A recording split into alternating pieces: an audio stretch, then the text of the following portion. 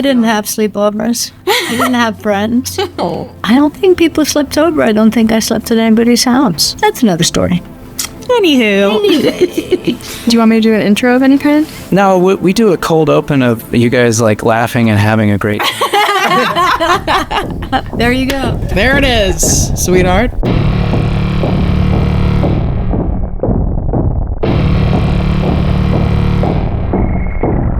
Jane recommended numerous films for the cast to view before filming Camp Miasma.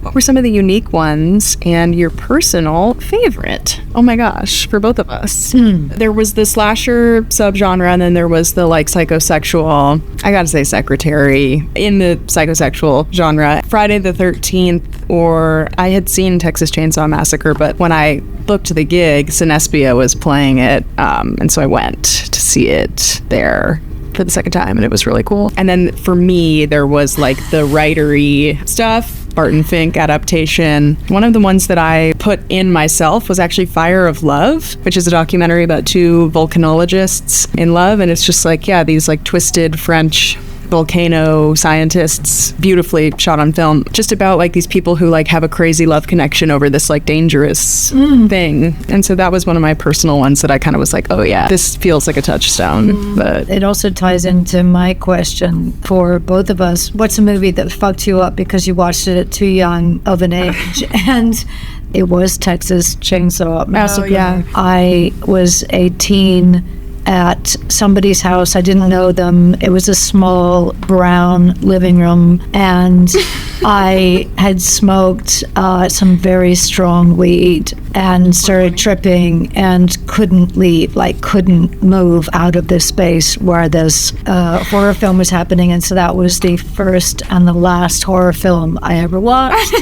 and so when Jane started talking to me about my experience with horror and slasher films, I could only really talk about my love of true crime, which for some reason doesn't affect me in the same way. I can literally see the darkest, most fucked up stuff at whatever time of day or night, and it doesn't affect me, but somehow horror and slasher films do. I think there's something about the reality of true crime that maybe is... You think it would be the other way around. You would think. Yeah. But maybe it's like, if I can watch this and know it, I can prevent it from happening. Yes, definitely. My answer has to be Jawbreaker. I saw the movie Jawbreaker way too young. Freaked me out. The image of the big bulbous jawbreaker lodged in the throat will never leave me. Little Death has a distinct look. What was the creepiest entity that you were opposite on the X-Files? Oh, God, so many. I know. I don't know if I was ever across from Fluke Man, but Fluke Man, with the big mouth and the teeth and the white, slimy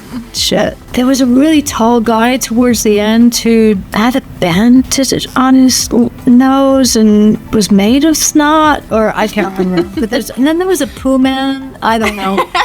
There were quite a few creepy things. Was it like being across from Little Death? The thing about Little Death is that you can see his eyes through the center of the helmet, and on like a meta level, like Jack Haven is on the inside of the mask, and he was doing so much work to embody Little Death, and it was so beautifully different from Jack as a person who like I came to know and love. And so I really was scared, even though like between scenes we'd be like, shooting the shit, hanging around, and pretty gnarly. I mean, the costume is fucking cool as hell. Who is an actor that had a major impact on you when you were younger and got to meet or work with later? Biggest impact was probably Meryl. Have not had an opportunity to work with yet. I'm very happy for that to change. I would say for me, Steve Martin. I haven't worked with him, but I met him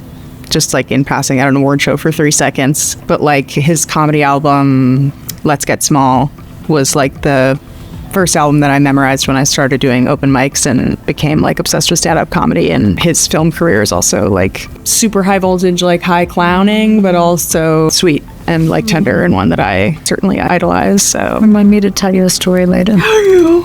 You could tell it here.